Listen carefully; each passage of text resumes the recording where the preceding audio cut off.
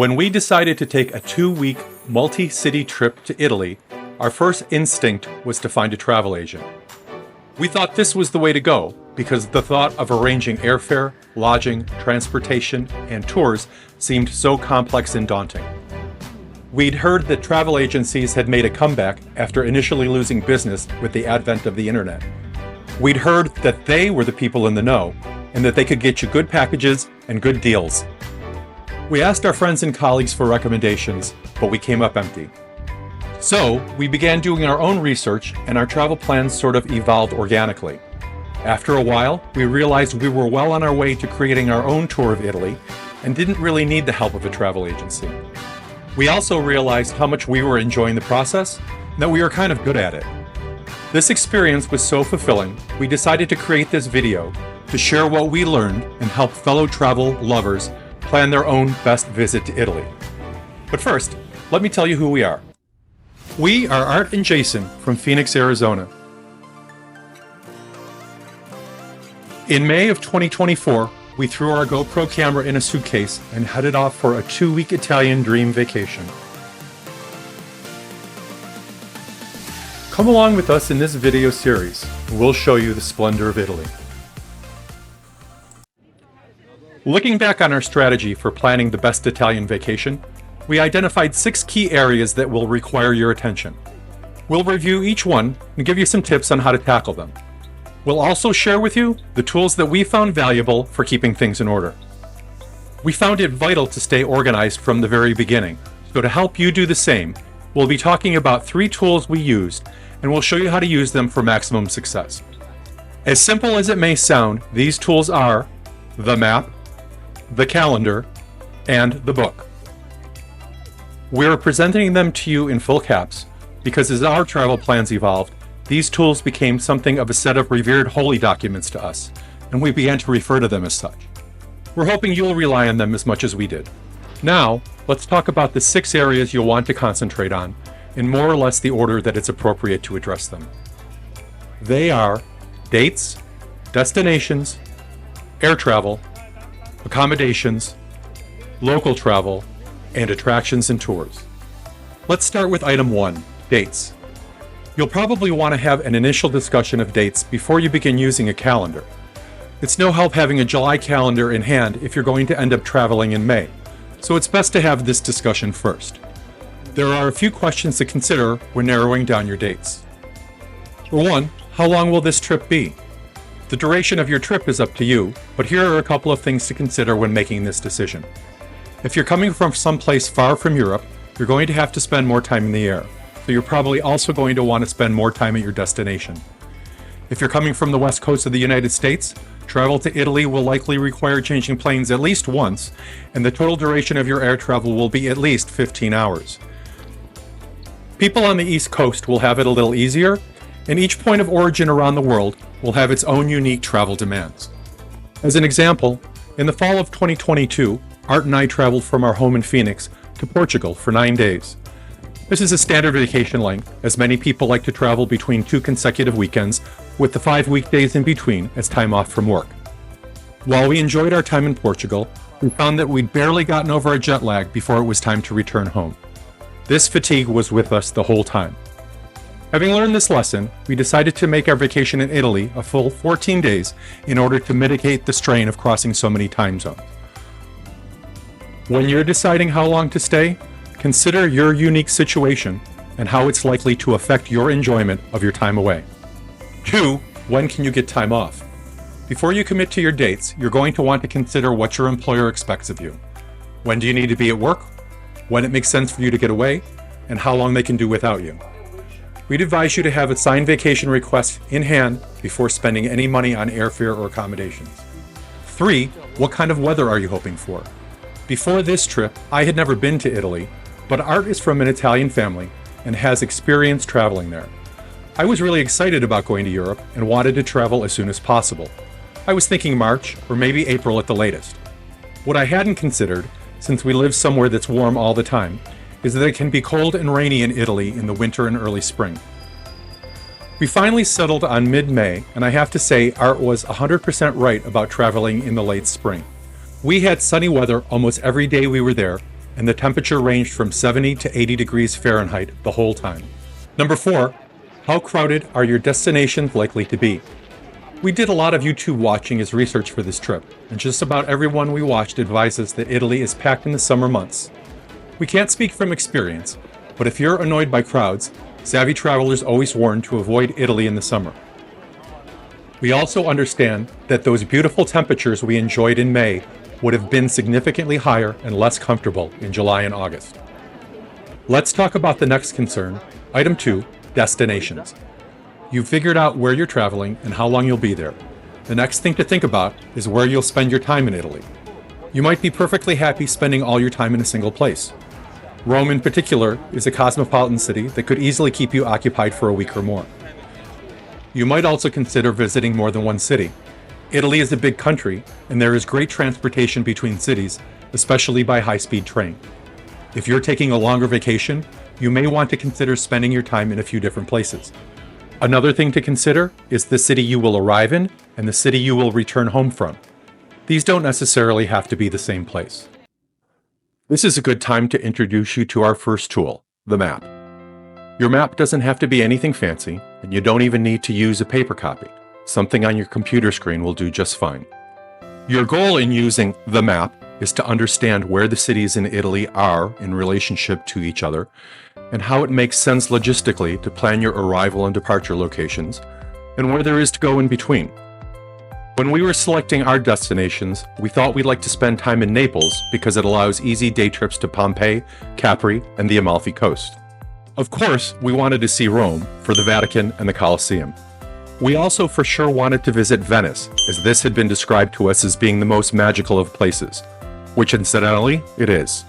When we were deciding the logistics of all this travel, we got out the map and tried to figure out how this could work best. We assumed we'd fly into Rome and fly out of Rome as well. But looking at the map, it became clear that all the places we wanted to see were in a straight-ish line from the bottom left to the top right. It seemed a shame to waste valuable vacation time traveling south from Rome to Naples, then passing through Rome again on our way to Venice, then backtracking again to return to Rome to fly home. Thinking outside the box, we realized that if we arrived in Naples, we could follow a straight line from southwest to northeast, then fly home from Venice. We even managed to fit in an extra stop for 2 nights in Florence, since it was right in between Rome and Venice. Stopping in Florence also allowed us to take a day trip to the Leaning Tower of Pisa, as it's just an easy train ride away. We had always assumed it was more expensive to book airfare into one city and out of another, because a journey like that doesn't have the term round trip attached to it, as if round trip somehow implied that there was a discount being applied. But we checked out the cost of a round trip ticket versus the multi-city journey we preferred, and there was virtually no difference. When you're picking out your destinations in Italy, we'd recommend deciding on your must-see cities, locating them on the map, and seeing what's in between that might be a stop you hadn't considered. We also suggest that you check the map for what else is close by where you'll be, as it can allow for side trips to places you hadn't originally considered. You've selected your departure and return dates, studied a map, and have a rough idea of which destinations you'd like to visit. This is the time to begin using the second tool, the calendar. You can buy a good old paper calendar or print one up on your computer. There are plenty available for free. The one that we use comes from Microsoft Outlook. Whatever calendar you use, just make sure it allows you to view an entire month at a time and has nice big boxes you can write in. Grab your paper calendar and a pencil. Your plans will likely change as the details of your trip evolve, so you're going to want to be able to erase. Begin by filling in the day you plan to depart and the day you plan to return. Using a highlighter to mark the dates in between will also help with visualization. Next, start penciling in the locations of your overnight stays. Another recommendation here, since you're using the calendar tool as a means of visualizing your stay, we found it helpful to mark overnight stays on the line between the dates rather than in the boxes for the dates themselves. Let's look at an example. Here we filled in the date of departure and the date of return and highlighted the period in between to get a good visualization of our trip. Next, we use this visualization to aid our discussion of all our destinations, how long we'll stay there, and what we'd like to do each day. For instance, we plan to stay in Naples for 4 nights, so we marked an N for each of these overnight stays on the lines between the days when we'll be sleeping. After Naples came 4 days in Rome, so we placed an R on each line for those overnight stays. 2 nights in Florence are represented by 2 Fs, and finally 4 nights in Venice marked with 4 Vs. Once you've settled on the destinations and marked them on your calendar, you have a roadmap of the accommodation arrangements that you'll need to make. One more thing, don't forget that if you're traveling from the US across the Atlantic, chances are your first night's sleep will be on an airplane, so don't make any accommodations arrangements for that night. Now that these details are on paper, you'll be better able to plan your activities in each city you're visiting. Using our trip as an example, on our first full day in Naples, we wanted to visit Pompeii, which is a short train ride away. On day 2, it was the Amalfi Coast, which you can get to by boat from the port of Naples. Day 3, a guided tour of the island of Capri, another boat ride from the port. The next day, according to our schedule, we were taking the train to Rome, so we marked this as a travel day. For the Rome portion of our trip, we decided to visit the Vatican on the first day, the Colosseum on the second day, and spent the third day on our own self-guided tour of Rome, including the Spanish Steps, Pantheon, and Trevi Fountain. Incidentally, it may seem like we already knew our way around Italy, the way we seem to be just dropping activities into this calendar, but the truth is we spent many hours researching what there was to see and do at and near our destinations. Our best resource was YouTube. Watching the videos that helped us decide was nearly as much fun as the trip itself. You can check out other videos on our channel to help you get ideas about what there is to see and do. So to wrap up this example, we marked in our travel day from Rome to Florence, as well as our planned activities for that day and the day after that, and our travel day from Florence to Venice, and all the activities we decided on for that destination as well. Now let's talk about item 3, air travel. Okay, so you have your calendar, you got your time off from work, you know where you want to arrive in Italy and where you want to depart from to get home. The next step is finding an airline and buying your tickets. Things are starting to get serious. One of the most important things is figuring out which airline will get you from your home to your final destination and back again. A tool that we have used is one of the many flight booking websites like Kayak or Google Flights. I have to say that we're kind of old-fashioned in that we prefer to book our actual tickets with the airline that we'll be flying. We don't have any first-hand experience, but we've heard stories about people who have used third-party booking services to get their airline tickets, often with smoking hot deals, but then had difficulty resolving problems when a flight was changed or canceled. We have never experienced this, but we prefer to use the airline's website to book our tickets nonetheless. I don't know, maybe this has changed. Let us know in the comments if you've had any experience, good or bad, with a third-party company for booking flights. Oh, and while you're there, if you're finding this video helpful, please push the like button. The more likes we get, the more likely it is that YouTube will suggest this video to other travel lovers like you. Also, if you'd like to see more of our travels in Italy and other places, push the subscribe button. We've been posting a day-by-day replay of our time in Italy on our channel. Whether or not you feel like a third-party booking site is an iffy proposition, they are a great resource to see which carriers offer service between your home and your destination in Italy. This might even involve more than one airline. When we took our trip, we flew out of Phoenix on British Airways to London and then on to Naples. On the way back, we took American Airlines from Venice to Philadelphia and then back home from there. When you're ready to commit, use the several tools that are available to you and keep an open mind about arrival and departure points, as well as the different airlines that may suit your needs. When you finally purchased your airline tickets, this is a good time to begin using tool number 3, the book. You've got airlines, flight numbers, and departure and arrival times to keep track of now. And as useful as your calendar has been so far, there's just not enough room to keep track of all the vital data you've begun to accumulate. Here's what we used and highly recommend when choosing your book. We knew the book was coming with us, so we chose something with a plastic cover and a clasp to stand up to the rigors of travel. We also wanted something with loose leaf pages. We assigned each day of our Italian vacation its own page in the book, so if there was an instance when we made a major mistake or had a major change of plans, it was easy enough to just remove the offending page and replace it with a fresh, clean page from the back of the book. Other than that, we'd just recommend to keep it small for ease of transport and to keep a pencil in it, to allow you to add things whenever you need to and erase if you need to make any changes.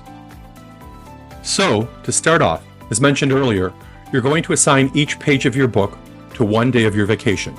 Go ahead and write a date and day of the week at the top of each page consecutively until you've labeled as many pages in your book as there are days in your trip.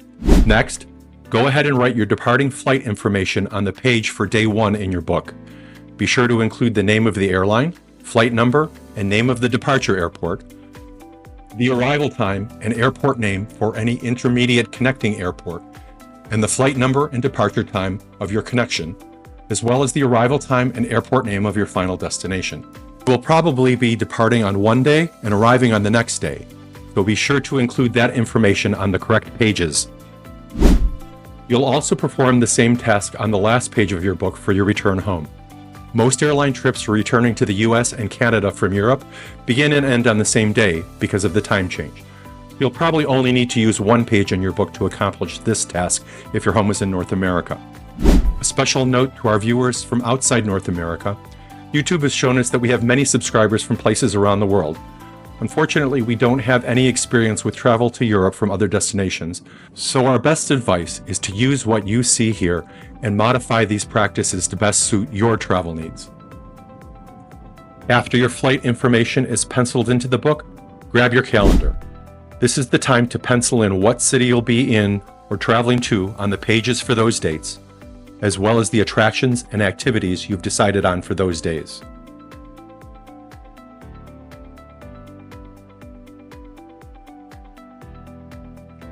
The next major decision you'll need to make is where are you going to stay? Truth be told, for us, selecting accommodations was one of the most enjoyable parts of this whole process. Some people decide to stay in hotels, or maybe even hostels. For this trip, we decided to take the Airbnb route, and this is where the real fun began. You'll want to start by deciding what part of town to stay in at each of your destination cities. Again, a map is key here, but this time you'll want to use a city map. In this example, we used a city map of Rome from Google Maps. If you zoom in enough, Google Maps will present you with the locations of many of the tourist attractions that you may want to visit in your city of choice. On the top of the Google Maps screen, you'll see a button labeled Hotels. You can see by clicking this button, you are provided with hundreds of choices for places you might want to stay, as well as the current price per night for each. More than likely, the price on the map will not be the price you will end up paying. Hotel rates fluctuate seasonally, and you're probably not traveling all that soon. Still, these prices will give you a better idea in general of which accommodations are more expensive and which are more affordable. A good rule of thumb: expect to pay more the closer you stay to the city center. Also, when deciding how much you're willing to pay for a night's stay, it can be tempting to just go for the cheapest room possible. But consider this: the money you save by staying on the outskirts of a city may end up being spent in transportation to and from the attractions you plan on visiting, both in dollars and wasted vacation time. Also, consider the experience you're hoping to have by visiting Europe. Will you really feel like you stayed in Rome if you spent every night at the Fiumicino Airport Marriott? If, like us, you decide to go the Airbnb route, there's a similar map function on their website that will help you find your best place to stay. As we mentioned before, viewing the photographs of potential hotels or vacation rentals like Airbnb or Vrbo is when the vacation planning magic really starts. As you begin to see the places you might be sleeping and the streets and attractions around them, you'll begin to imagine actually being there and what that will be like. Once you begin committing to your accommodations and actually start to book your stays, you'll want to haul out the book again. Your book is already arranged by the dates of your stays, and you've already filled in what cities you'll visit on which days, and probably also the attractions you're hoping to visit on those days. Adding accommodation information to these pages is where the true utility of this tool comes into play. As you begin booking your hotel or vacation rental reservations, you're going to want to add this data into the appropriate dated pages of your book. On check-in days, you should add the name and address of the hotel or vacation rental you're staying in. Also, add the time you're allowed to check in. If you're staying in a vacation rental like Airbnb or Vrbo, you'll also want to write down the name of your host and any contact information they provided you, aside from their contact via the booking app.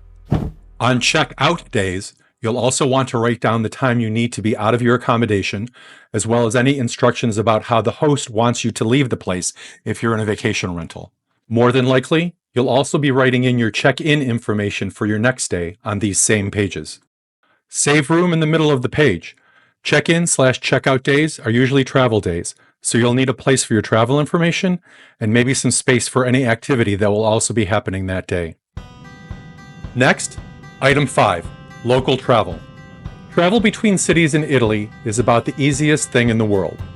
Most of the country is served by 2 high-speed train agencies. Italo is a privately owned train company that specializes in only high-speed routes between the major Italian cities. Trenitalia is the government-owned rail company. It offers several high-speed intercity routes to all major cities, as well as slower and cheaper service as well. For both companies, the trains that serve the routes on the high-speed lines travel up to 300 kilometers or 186 miles per hour. Both companies offer similar routes for high-speed service, and they operate on the same tracks. Some routes between cities that are close together, Florence to Pisa, for example, are only served by Trenitalia and only with slower trains. Florence and Pisa are so close to each other that a high-speed route wouldn't make much sense, logistically or economically. We experienced both Italo and Trenitalia train service, and though we preferred Italo, you can't go wrong using either company. We would highly recommend, however, you stick to the high-speed service when traveling between your major destinations. On our trip, we traveled Naples to Rome in 1 hour and 15 minutes, Rome to Florence in 1 hour and 40 minutes, and Florence to Venice in 2 hours and 15 minutes. The tickets for high-speed service are more expensive than the slow trains, but are still very affordable. We didn't pay more than 80 euros for any of these journeys. On one leg, we were even in first class. The slow trains, though significantly cheaper, can turn what might have been an hour journey into a several-hour journey, maybe eating up a whole day of your vacation time. As always, this is a judgment call for the individual traveler, but consider the value of your time as well as your wallet. We wouldn't recommend you book your train travel too far ahead of time. The trains run so often, you'll probably be able to find one a day or two in advance. When we first began planning our trip, we wanted to have everything on the books before we left. We downloaded the Italo and Trenitalia apps on our phones, and we struggled. For one thing, the journeys are only available to book a few months in advance, and for another thing, neither of the train companies' apps work that well in the US. We ended up booking our first journey between Naples and Rome the day we arrived in Naples, the trip from Rome to Florence the day we arrived in Rome, and the trip from Florence to Venice the day we arrived in Florence. This worked out great for us for 2 reasons. The apps for some reason worked better for us in Italy, and also once we had feet on the ground, we were better able to judge what time we actually wanted to depart. It was great not to be tied down to a schedule we'd created months beforehand, taking extra time in one city before we left, or leaving early for the next destination to have time for activities upon an early arrival. By the way, in addition to booking on the company's phone apps, you can also buy your ticket at the station, either from a machine or from a ticket booth. If you buy your ticket at the station, you'll have a paper ticket. If you buy it on your phone, your ticket will be in the app on your phone. For those of you who love to plan way ahead, and we are those people too, our advice is to consider doing yourself a favor and try being a little more spontaneous. The schedules that both Italy's train companies offer will allow you to live a little more in the moment and still have peace of mind. The only other recommendation is, once you do commit to your train tickets, get this info in the book. Make sure to include the train company you've booked with, the station you're departing from, your arrival station, and your departure and arrival times. Most of all, make sure you have your train number. The train you take will have its final destination posted on it, and that may not be where you're getting off. Our train to Florence was labeled Venice because that was the last stop. We made sure to board the train with the correct number to ensure we were on the right one. You may also want to include your carriage and seat number. However, this information is on your ticket, and you're not getting on the train without that, so you can leave it out of the book if you want. The last bit of data you'll need to successfully board your train is the platform number. This information won't be available until just a few minutes before your departure, so you'll have to read the electronic overhead information boards at the station. When your train number comes up on the board, make your way to the platform listed, find your carriage, and board the train. And now the last item, number 6, attractions and tours. You've bought your airline tickets and booked your accommodations. You've decided on your travel days and have a rough idea of what you want to see at each of your destinations within Italy. The last step in the vacation planning process is deciding if you want to participate in any organized tours of the landmarks and sites. There are a few things to consider with regard to professional tour companies. We'll take a brief look at them here, but if you want a more thorough guide on the pros and cons of attraction tickets and tours, be sure to check out another video on our channel, Tips for Booking Tours in Italy, Are They Worth It? In that video, we take a deep dive into the types of tours available, what they cost, and how to book them. When you're considering the best way to see the sights in Italy, there are 3 things to think about. How will I gain admission? What do I hope to get out of the experience? How much should I spend? Gaining admission to many of the sites isn't always as easy as walking up to a counter and buying a ticket. Particularly during summer high season, ticket counter lines can be hours long, especially later in the day. This is why getting your tickets ahead of time can be a real game changer. If you book a tour with a tour company, you're more than likely also buying a skip-the-line admission ticket for access to your attraction. This will save you valuable time by getting you in the door that much faster. As far as what you hope to get out of the experience, being part of a professional tour will certainly enrich your visit to the sites you want to see. There's a big difference between viewing a famous landmark on your own versus having its significance explained to you by a guide who knows the history inside and out. We would encourage you to watch a lot of YouTube videos about the places you're planning to visit and make some decisions about how intimate you want to get with those places. You may want to have a guide for many of the archaeological sites in Italy, like the ruins at Pompeii, the Colosseum, or the Roman Forum. You may decide that there are other destinations where you'd be perfectly happy making your own way. Checking the travel videos on YouTube can help you make these decisions. There are a couple of our favorite creators that you may want to check out, like The Tour Guy and Local Aromas. You can also watch some of the other videos on our channel where we've chronicled our travels and take you along on some of the tours we took. Your third consideration is how much you're willing to spend. Make no mistake, some tours can be expensive. You can tour frugally by buying skip-the-line tickets and creating your own self-guided tour. You can spend a little more and buy a full-on guided tour. Or if money is no object, there are even private tours where you and your party have your own guide with all the special attention and personalization that includes. Whichever option you choose, our biggest recommendation is that you book all your skip-the-line tickets and guided tours in advance before leaving home. Tours often sell out, so make sure you're covered, especially for the sites that are most important to you.